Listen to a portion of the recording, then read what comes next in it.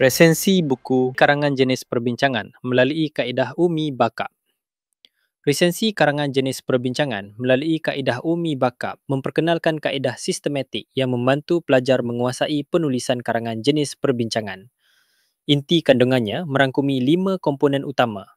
U untuk ungkapan menarik, M untuk mengapa, E untuk isu atau isi, B untuk bagaimana menerangkan contoh, K untuk kesan, P pula untuk ayat penegasan. Setiap satunya dijelaskan dengan contoh konkret dan tip penulisan yang mudah diikuti.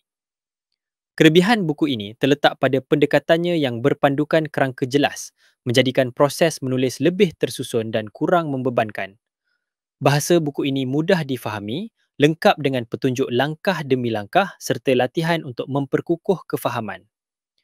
Sasaran pembacanya ialah pelajar sekolah menengah yang mahu mempertingkatkan kemahiran karangan baharu, juga guru yang mencari bahan pengajaran berstruktur.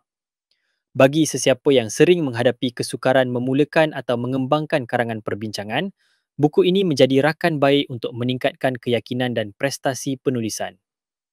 Buku ini boleh dibeli di kedai buku DBP dan juga boleh melayari laman sesawang DBP Niaga untuk pembelian secara dalam talian.